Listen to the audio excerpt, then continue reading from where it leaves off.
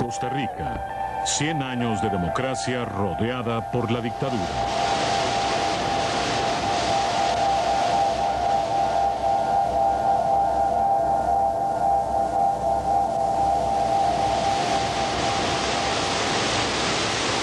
Paz en medio de la violencia.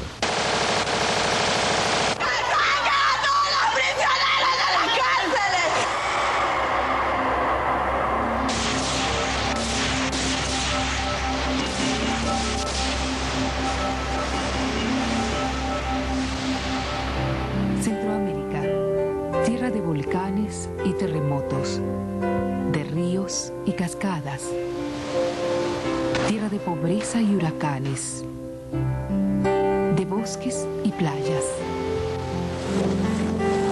tierra de opresión y dolor, de montañas y atardeceres, tierra de hombres piadosos que claman al cielo por una esperanza, y de hombres que perdieron la fe y desataron los odios.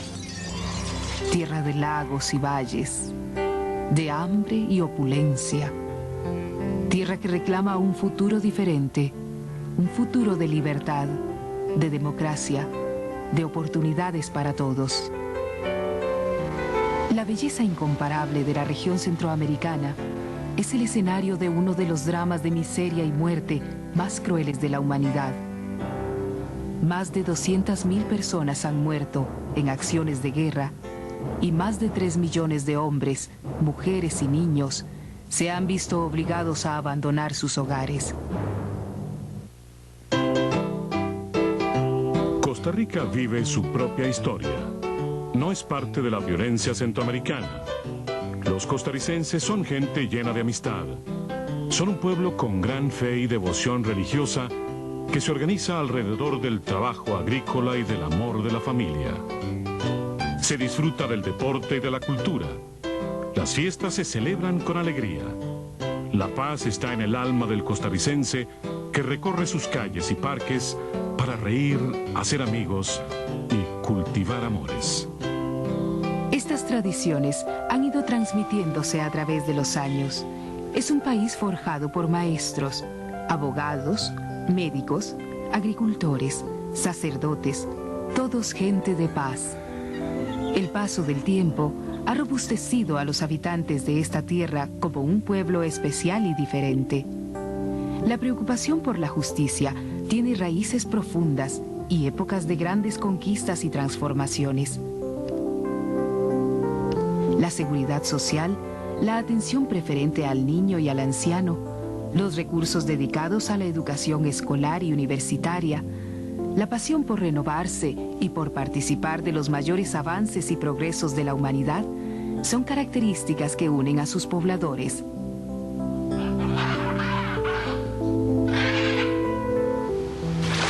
Para la calidad de vida es esencial el amor a la naturaleza, donde se incluyen sus reservas nacionales, su vida silvestre, sus hermosas playas y sus costas tropicales.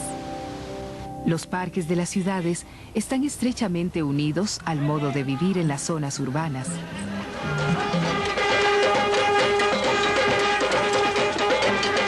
Las fiestas populares son también parte importante de la vida en todos los rincones del territorio nacional. La gente participa con gran entusiasmo y alegría. Este es un pueblo amante del deporte.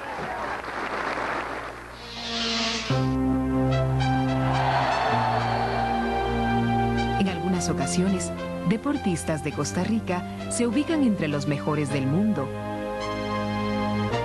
El fútbol se disfruta con pasión en pequeñas plazas y en grandes estadios.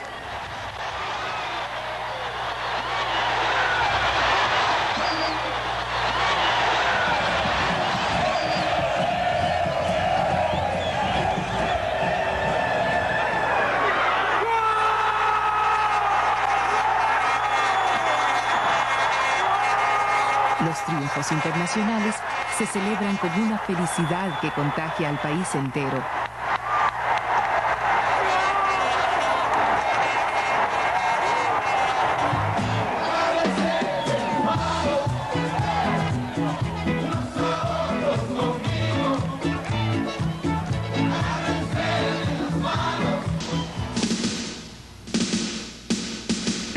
1948 los costarricenses celebraron una gran victoria para el robustecimiento de su democracia. Uno de los logros más queridos de su gente, producto de esta victoria, es ser un pueblo sin armas. Ese año, José Figueres Ferrer, en uno de los actos más visionarios y valientes que conoce la historia política del mundo, disolvió el ejército. Ante todas las naciones, los costarricenses han reafirmado su valor de continuar viviendo sin fuerzas armadas. En vez de los grandes desfiles militares con que se celebra el Día del Ejército o la independencia en muchos países, aquí conmemoran el día de su abolición. Es el único país que transformó en realidad el sueño acariciado por millones que sufren la pobreza y la opresión en todos los confines de la tierra. Terminaron con los rangos y los uniformes militares y han dado otra interpretación a la historia de América Latina y al destino de sus ejércitos después de las luchas por la independencia. Hoy miro a estos guardias civiles que visten por primera vez uniformes diseñados por alumnos y maestros de nuestras escuelas. El color de Costa Rica no será nunca más el verde olivo. Ustedes son los herederos únicos de Bolívar. Hoy la lucha por la independencia es la lucha por el desarrollo. Poco a poco, mientras la personalidad de este pueblo singular se aleja de las vías violentas, reafirma su cariño por las artes. La Orquesta Sinfónica Juvenil es otro de sus orgullos, como lo son también sus grandes pintores y escultores. La danza y el teatro tienen más público cada día. El disfrute de la libertad política es una de las manifestaciones que llama la atención en la democracia más antigua de Iberoamérica, que con sus 100 años de vigencia es también una de las más viejas y consolidadas del mundo. Es un pueblo que confía y respeta el diálogo. Las negociaciones resuelven casi siempre las diferencias.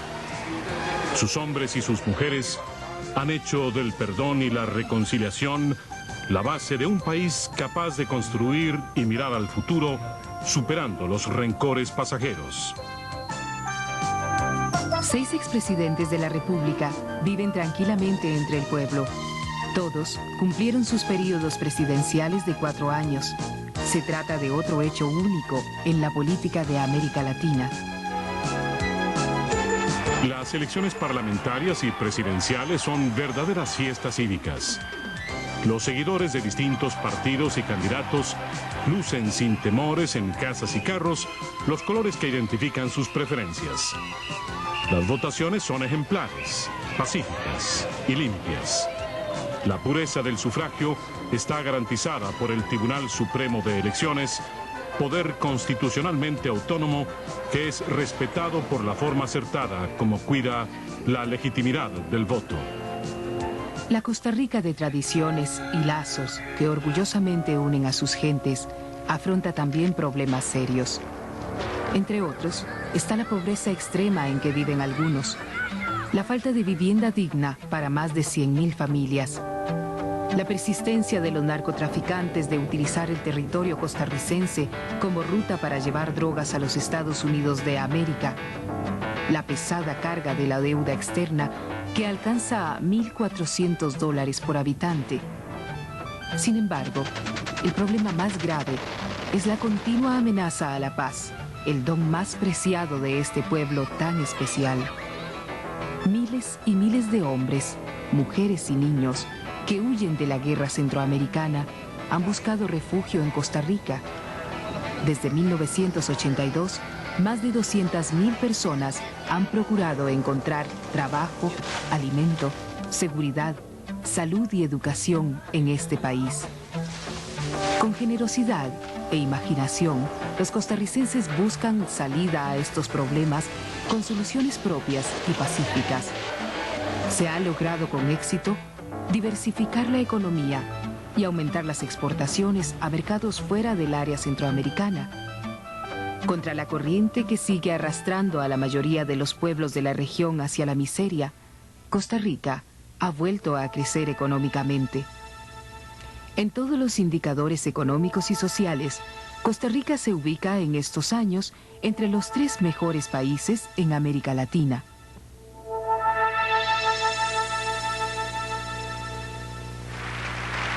Para combatir la amenaza de las drogas y el narcotráfico se aprobó una legislación que está entre las más avanzadas y severas del mundo. Para solucionar el problema habitacional, la Asamblea Legislativa aprobó por unanimidad leyes presentadas por la Administración Arias para construir y financiar viviendas populares. Será el primer país de América en erradicar el tugurio, pues es parte de la conciencia nacional que la vivienda digna sea un derecho para todos, como lo son la salud y la educación.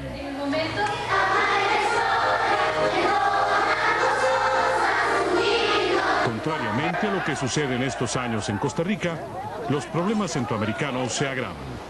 Aumenta la pobreza y aumenta la violencia.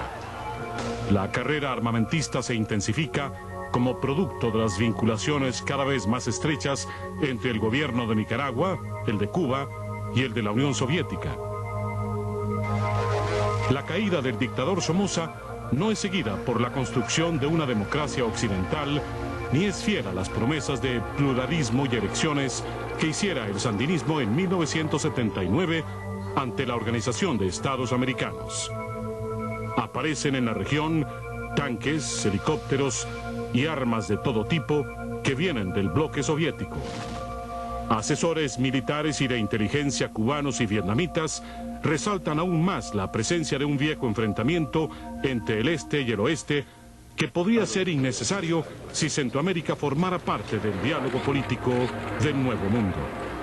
Los Estados Unidos de América responden también conforme al tradicional esquema de enfrentamiento. Aumentan su ayuda y su presencia militar en la región. Más equipo bélico, más maniobras militares conjuntas en Honduras, en El Salvador y en los mares de Centroamérica. Se construyen aeropuertos y bases navales y se intensifica el apoyo a la contra nicaragüense. Para contrarrestar las fuerzas que presionan en favor de enfrentamientos armados, nace el Grupo de Contadora. Los ministros de Relaciones Exteriores de México, Colombia, Venezuela y Panamá, reunidos en la isla de Contadora, proponen una iniciativa para la solución pacífica de los conflictos centroamericanos. Esta propuesta es aceptada por los países de la región y recibe luego el apoyo de las naciones del mundo. Contadora contribuyó a detener el avance de una guerra inminente que amenazaba con extenderse. Su Santidad, el Papa Juan Pablo II, realiza una visita a Centroamérica para orar por la paz de la región. No al odio y a la violencia, sí al respeto de la dignidad, de la libertad y de los derechos de las personas. Renace en los corazones de los cristianos una gran esperanza para luchar por soluciones diplomáticas frente a las graves amenazas de guerra. Fuerzas muy poderosas ignoran el mensaje del Santo Padre y la amenaza de una guerra generalizada en Centroamérica persiste. Se acentúan las especulaciones sobre inminentes conflictos entre Honduras y Nicaragua. Nicaragua por sí sola, por ser una base soviética. No agresión entre Nicaragua y Honduras. La presencia de las fuerzas navales estadounidenses en las costas de Centroamérica es hoy para prestar un escudo de protección, de estabilidad a esta área.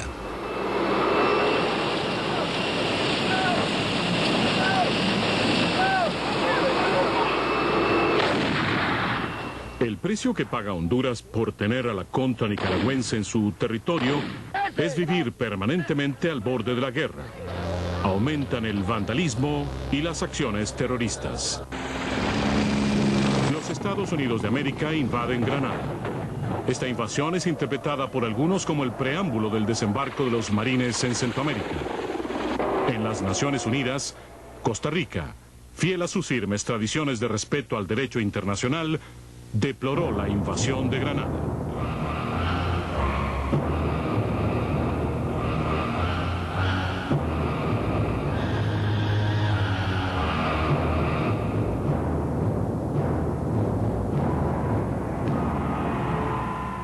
Las operaciones terroristas ejecutadas por agentes externos o por mercenarios centroamericanos aumentan el desconcierto y la muerte en la región. El cobarde atentado de La Penca, donde mueren periodistas costarricenses y extranjeros, y las permanentes violaciones a las leyes internacionales, como el minado de puertos nicaragüenses, son tan solo algunas muestras de la ceguera que conducen los odios.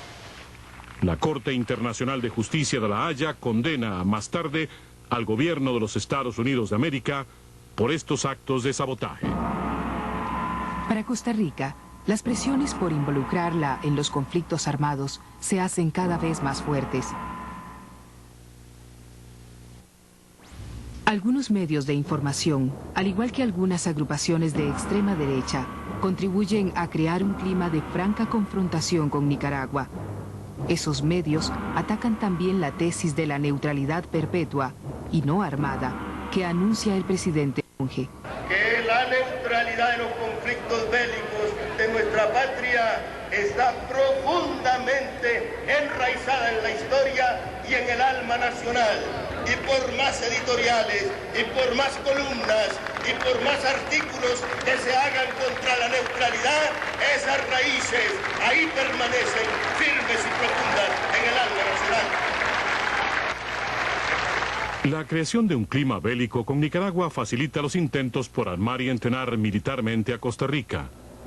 Las visitas de barcos de guerra, la llegada de instructores militares norteamericanos a Llano Grande, los incidentes fronterizos y el entrenamiento militar para costarricenses comienzan a marchar juntos. Para cuando listo. Todos adentro. Este tiene que estar. ¿Ok? ¿Entienden? Ahora, ¿Qué entrenamiento dan a los costarricenses? Cómo pelear, disparar y moverse. Como ya dije, lo mismo que hace un soldado norteamericano.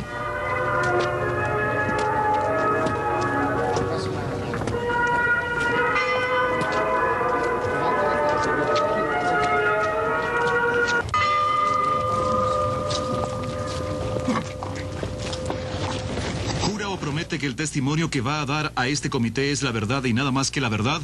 Lo juro. Mire, señor, antes que usted partiera a hacerse cargo de su nuevo trabajo como embajador ante Costa Rica, ¿tuvo usted una conversación con el coronel North en la cual le pidió emprender una misión en su nueva posición como embajador?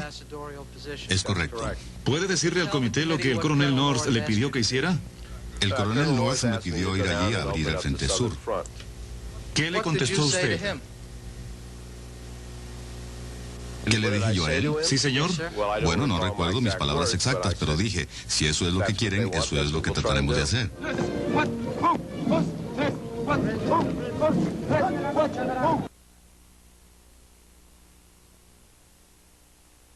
Un proyecto de militarización de Costa Rica se pone en marcha, al igual que la creación de un Frente Sur para la contra nicaragüense.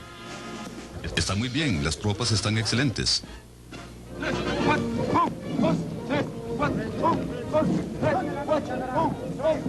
Se trata de operaciones que se hacen a espaldas de los pueblos de Costa Rica y de los Estados Unidos. Difícilmente se sabrá lo cerca que estuvo Costa Rica de ser involucrada en la guerra. La verdad se ha ido conociendo muy lentamente y ha revelado hechos tristes de intervención extranjera y de altas autoridades y políticos nacionales. Hacia fines de 1985, las elecciones presidenciales están en pleno desarrollo. Uno de los candidatos, Rafael Ángel Calderón Fournier, del Partido Unidad Social Cristiana, dijo: La neutralidad terminará el 8 de mayo, cuando yo asuma la presidencia. El doctor Óscar Arias Sánchez, quien representa al Partido Liberación Nacional, hace de la lucha por la paz el centro de su campaña. Hoy la muerte acecha en Centroamérica. Hermano, no te dejes engañar. La guerra no es asunto de nosotros. La paz es la herencia del pasado. Una tarde, recuerdan sus más cercanos colaboradores, Arias les dice que aun cuando le pudiese costar la victoria, dedicaría todos sus esfuerzos para mantener a Costa Rica fuera de los conflictos centroamericanos.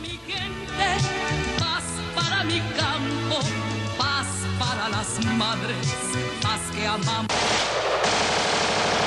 Es hora, afirmó el candidato liberacionista, que los valores de Costa Rica se impongan sobre la amenaza de la guerra.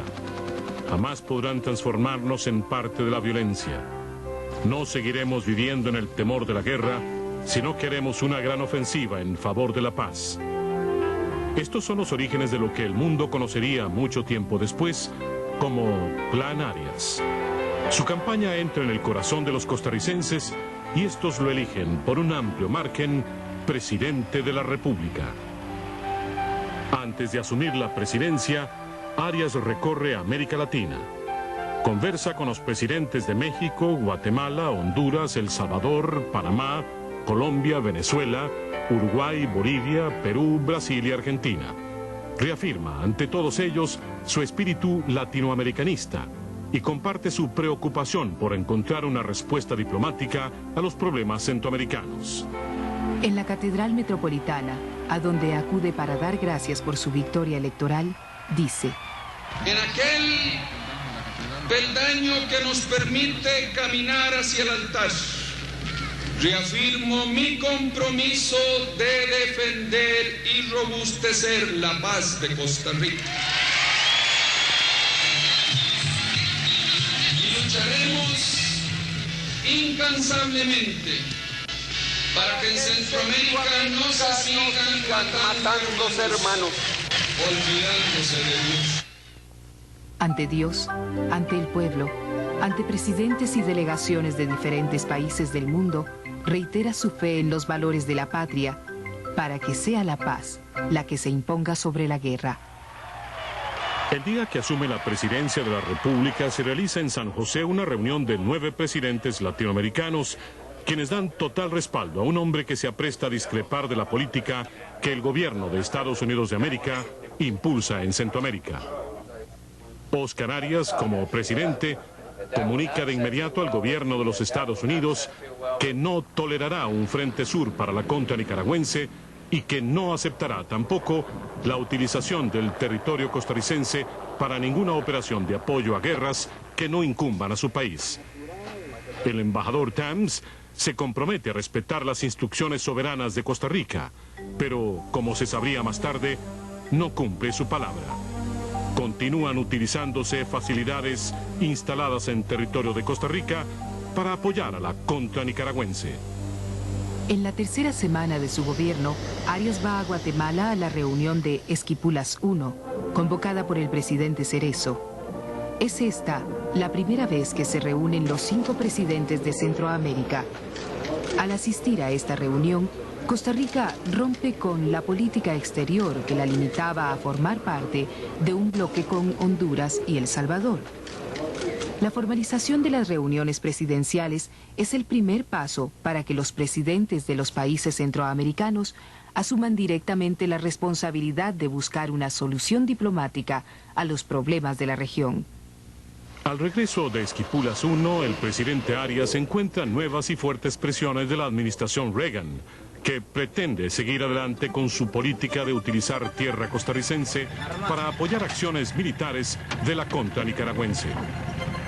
Entre estas presiones se incluye la visita del general Galvin, entonces jefe de las fuerzas del Comando Sur de los Estados Unidos de América, acantonadas en la zona del Canal de Panamá.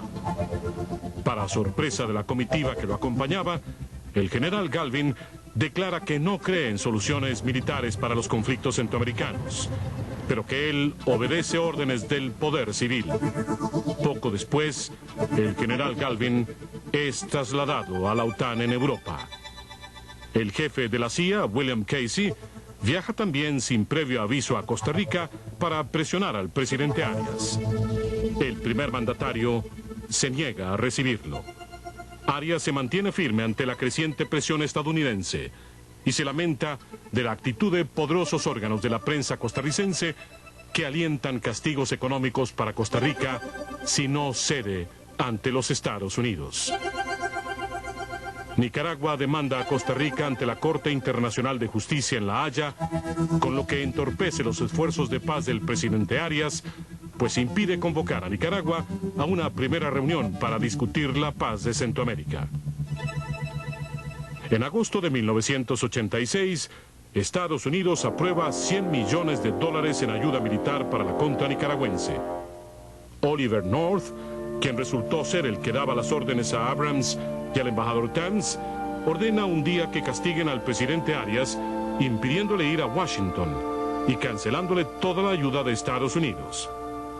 Esta abusiva reacción de North se produce porque el presidente Arias, al enterarse de que los servicios secretos norteamericanos continúan con algunas actividades en Costa Rica, le dice al embajador Tans que su país no tiene ejército, pero que él contaría todas las negociaciones a los periodistas para que fuera la verdad la que, ante la opinión pública mundial, rescatara a Costa Rica de los abusos de la política exterior del gobierno de los Estados Unidos. Simultáneamente, Óscar Arias comunica a sus consejeros y asesores más cercanos, así como a la Cancillería, que es urgente acelerar el plan de paz para pasar a la ofensiva diplomática frente a las violaciones de palabra y obra en que seguía empeñada la diplomacia norteamericana. Recibe y estudia diferentes borradores que le son presentados. Para afrontar estas presiones, el presidente de la pequeña Costa Rica busca apoyo en las democracias del mundo. Visita las Naciones Unidas, donde habla de los valores de su pueblo y declara que en Nicaragua han vuelto a matar a Sandino. Hace 7 años Sandino resucitó para celebrar la libertad de un pueblo. Una vez más lo han asesinado. El presidente manifiesta también que las amenazas totalitarias no prevalecerán sobre los valores de la libertad y de la democracia por los que luchó Sandino. En Washington, el presidente Arias insiste ante el presidente Reagan en que los problemas centroamericanos deben tener una solución política. Arias trabajaba desde hacía meses en una propuesta de paz para la solución a los conflictos centroamericanos. Consultaba sus ideas continuamente con políticos y personalidades de todo el mundo.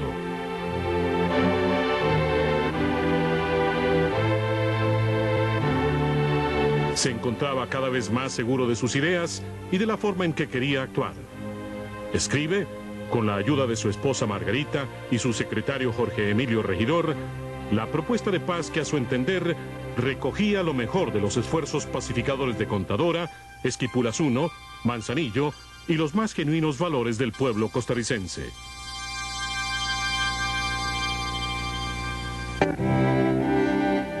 Invita a reunirse en San José para febrero de 1987 a los presidentes de Guatemala, Honduras y El Salvador.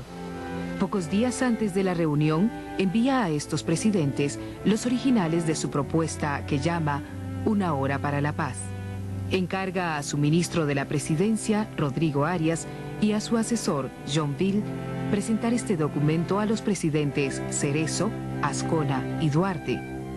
En Guatemala se une a esta misión el canciller Rodrigo Madrigal, quien se encontraba en esa ciudad. Poco antes de la reunión de San José, Calderón Fournier, jefe de la oposición, respalda la propuesta de paz. Y a mí me satisface mucho en brindarle todo respaldo, todo apoyo a esta iniciativa del presidente de la República. Don Óscar sabe que ahí va hablando él por todos los costarricenses. Los costarricenses comienzan a reencontrarse en sus valores más sagrados de paz, libertad y democracia. La paz reclama su hora. La propuesta de Costa Rica rompe el esquema diplomático que la administración Reagan imponía hasta el momento. Una Hora para la Paz invita a Nicaragua a discutir con las demás naciones de Centroamérica una propuesta que pone en igualdad de condiciones a todos los países del Istmo. La contra nicaragüense, como otras acciones violentas en la región, es considerada parte del problema y no una posible solución. La reunión de San José es un notable éxito diplomático y su resultado sorprende por igual a Washington y a Managua. La Casa Blanca esperaba que en San José se discutiera un texto donde se denunciara solo al gobierno de Nicaragua como amenaza a la paz de la región y donde se señalara a la contra nicaragüense como parte de la solución al problema. Managua había realizado una feroz campaña internacional denunciando que Costa Rica se prestaba para fines guerreristas. La independencia de la propuesta costarricense, que Arias, cansado de presiones, había guardado en secreto hasta el final, sorprende gratamente a la mayoría de los países del mundo. Nicaragua acepta la invitación que se le hace para que Centroamérica resuelva sus propios problemas. Se reanuda una lucha diplomática entre Costa Rica y Estados Unidos. El mundo entero comprende que la política de enfrentamiento armado para Centroamérica proviene directamente del presidente Reagan y cuenta con el apoyo de la derecha extrema estadounidense. Reagan luce camisetas en que se dice que él también es un contra y maltrata a los partidarios de la democracia de todo el mundo cuando compara a los líderes de la contra con los grandes patricios de la nación norteamericana. Cuando comienzan a conocerse las primeras revelaciones del escándalo Irán-Gate, el presidente Arias parte a Europa a pedir respaldo para el plan de paz. En rápida sucesión, visita a los líderes de Portugal, España, Inglaterra, Bélgica, Alemania, Francia, Italia, el Vaticano y la Comunidad Económica Europea. La vieja Europa, de palacios, reinas, reyes y príncipes, de parlamentos centenarios y de tanta historia de riqueza y guerra, celebra la sencillez y la fuerza de los valores de paz que para una de las regiones más convulsionadas del mundo representa un país sin ejército como Costa Rica. Esa Europa aplaude sin reticencias el mensaje de paz y desarrollo que lleva el presidente Arias.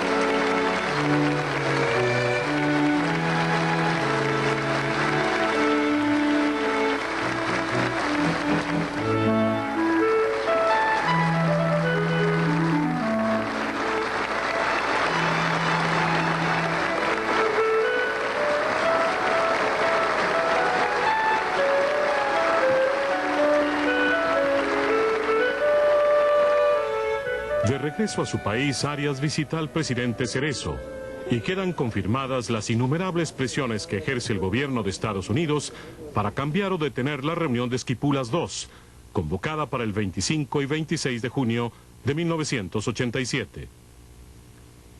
Las presiones son tales que al fin el presidente Duarte de El Salvador llama a su colega de Costa Rica para pedirle que se postergue la reunión de Esquipulas II.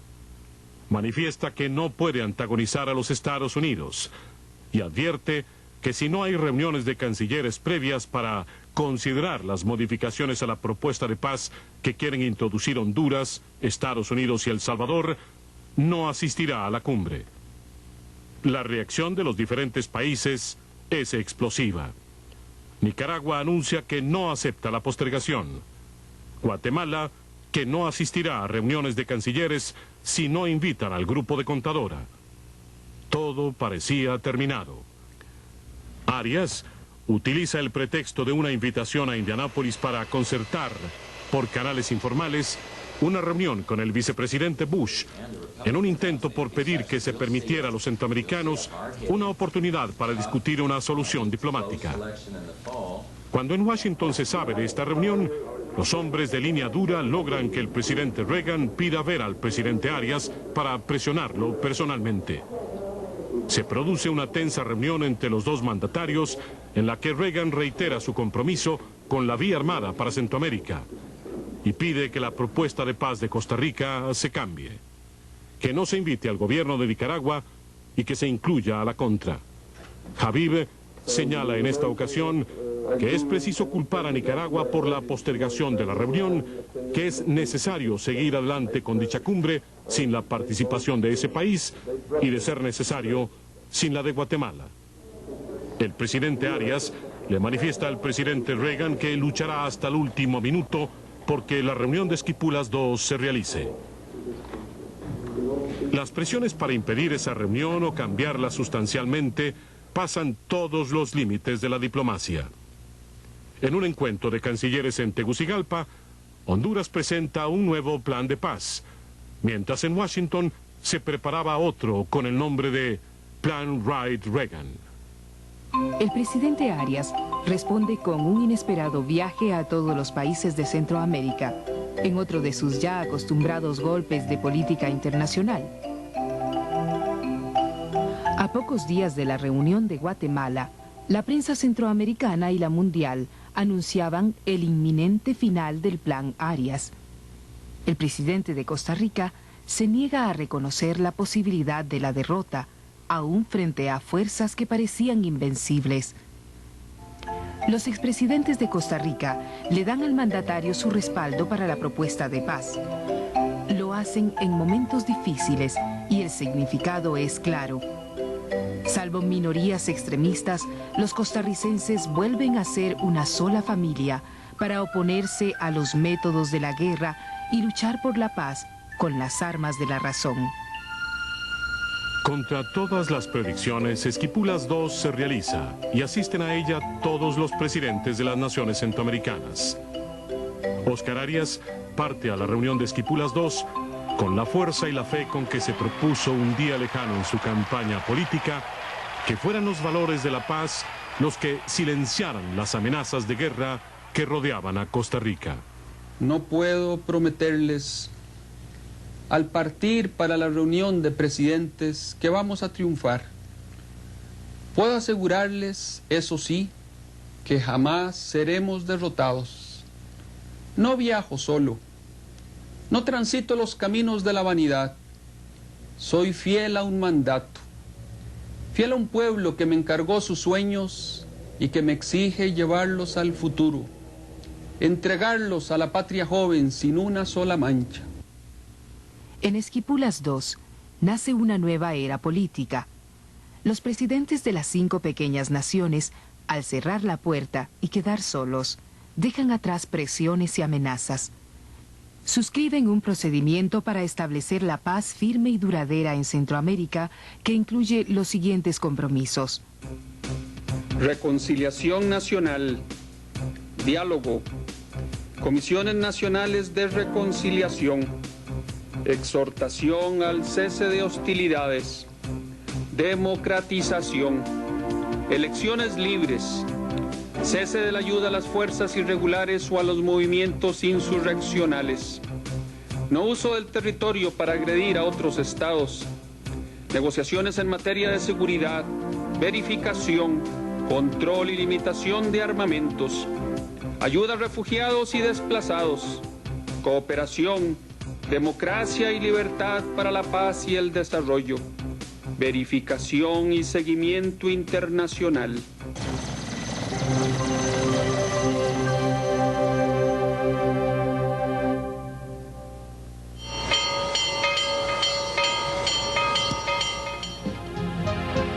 El sonar de las campanas de paz y alegría en Centroamérica recorre el mundo en pocas horas. Una gran esperanza nace allí, donde muchos esperaban la guerra. El enorme júbilo de tantos pueblos tiene como templo, para todos, a una iglesia indomable. Viva la paz, vive el amor, que nace de un corazón nuevo, y un corazón que sabe amar y al amigo perdonar de la mano de... Costa Rica propuso un plan de paz. Hemos propuesto que callen las armas y dialoguen los hombres en libertad. Ruego a la Virgen de Guadalupe que aliente esa oferta de paz.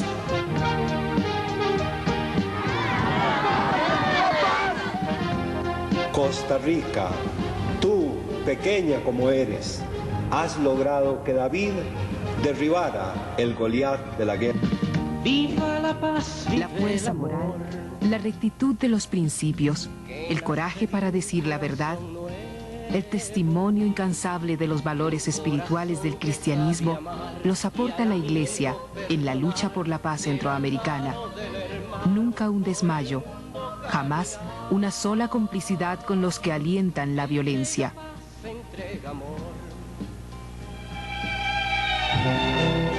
Pocos sabían que en América Central se estaba cambiando la historia entre la guerra y la paz y que ese cambio influiría en la solución de otros conflictos. También se hablaba de cómo hacer la paz, en vez de prolongar la guerra en Afganistán, en Irán e Irak, en Namibia, en Camboya y en tantos otros lugares del mundo. Las Naciones Unidas volvían a brillar como centro político para la paz y un pedazo de Costa Rica viviría en el corazón de millones de hombres de todas las nacionalidades. Comienzan a mejorar las cosas para Centroamérica. Salen miles de hombres y mujeres de las cárceles. Se inician conversaciones entre las fuerzas rebeldes y los gobiernos de Nicaragua, El Salvador y Guatemala. Se abre un periódico y varias radioemisoras de oposición en Nicaragua. Se retira la demanda que ese país tenía presentada contra Costa Rica ante la Corte Internacional de Justicia de La Haya. Son tantos los años de dictadura, guerra y miseria que hay que corregir en pocos meses, que los logros parecen pocos. La paz pide más y las fuerzas que trabajan contra ella no descansan. En Estados Unidos de América se insiste en tratar de lograr ayuda militar para la contra nicaragüense. El presidente Arias vuelve a las Naciones Unidas y a la Organización de Estados Americanos para explicar el plan de paz recientemente aprobado en Guatemala. Reclama y obtiene apoyo de casi todos los países del mundo. Habla también ante el Congreso estadounidense, donde pide una oportunidad para la paz. Se entrevista nuevamente con el presidente Reagan y se dirige a los jóvenes norteamericanos en las universidades de Kansas y Harvard. Recibe también otra gran distinción para Costa Rica, el premio Martin Luther King para la paz. La lucha tan limpia y cristalina que por la paz de Centroamérica encabeza el presidente de Costa Rica llama la atención del mundo entero. Los principales periódicos, televisoras y estaciones de radio destacan con simpatía los éxitos de esta gesta tan desigual, en que el pequeño país, armado con la razón, cambia el curso de la historia que querían marcar los poderosos con la fuerza de las armas. Este reconocimiento se hace universal cuando el Comité para el Premio Nobel de la Paz decide otorgar el galardón de 1987 a Óscar Arias Sánchez. Desde todos los países, gobernantes y poetas, trabajadores y maestros, periodistas y empresarios destacan la justicia de haberse escogido al mandatario costarricense. Con sencillez, recibe la noticia del premio y declara que ese honor le pertenece a Costa Rica. En un gesto espontáneo, anuncia que entregará los $350,000 del galardón a una fundación para servir a los más humildes. Nace así la Fundación Arias para la Paz y el Progreso Humano. Óscar Arias recibe el Premio Nobel de la Paz en Noruega, con el orgullo de saber que el mundo entero habla de Costa Rica, de un pueblo singular, sin armas y sin miedo a la libertad. To honor me with this prize. Cuando ustedes decidieron honrarme con este premio, decidieron honrar a un país de paz, decidieron honrar a Costa Rica. Recibir este premio Nobel el 10 de diciembre es para mí una maravillosa coincidencia. Mi hijo Óscar Felipe, aquí presente, cumple hoy 8 años.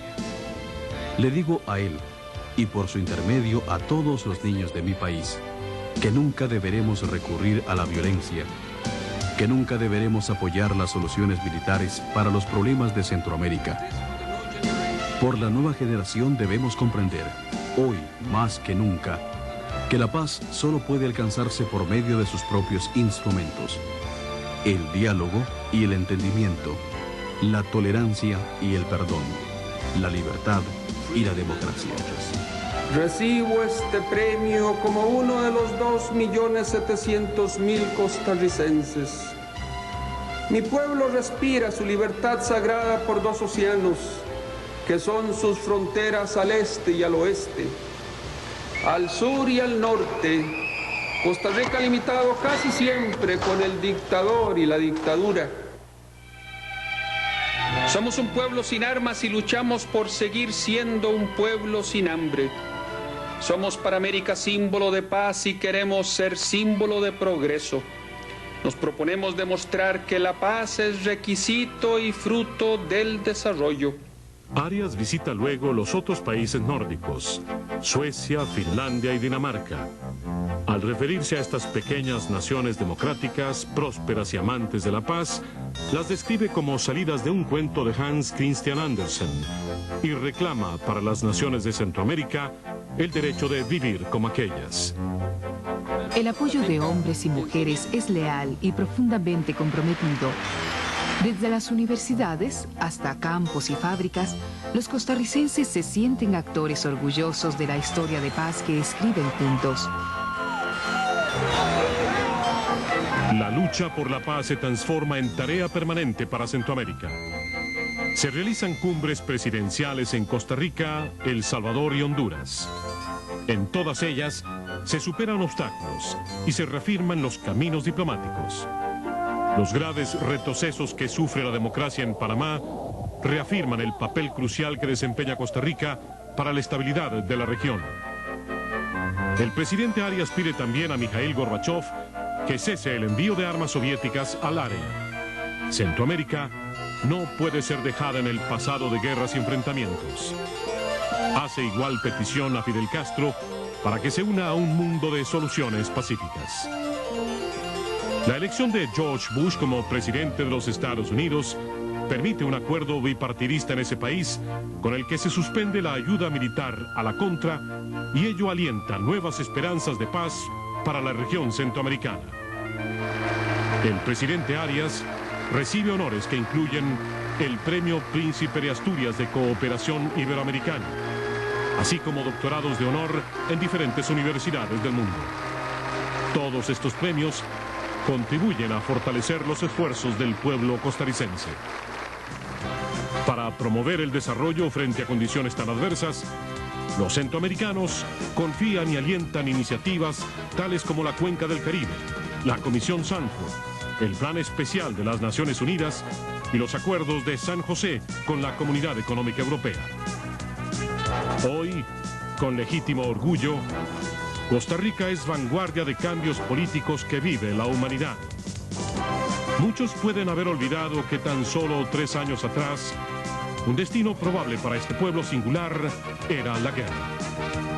Ahora es símbolo de esperanza para millones de hombres y mujeres, sobre todo de jóvenes que claman por el fin de una era de enfrentamientos, a fin de iniciar una de cooperación entre las naciones para asegurar, por encima de fronteras, libertad, desarrollo, democracia y paz para los pueblos del mundo.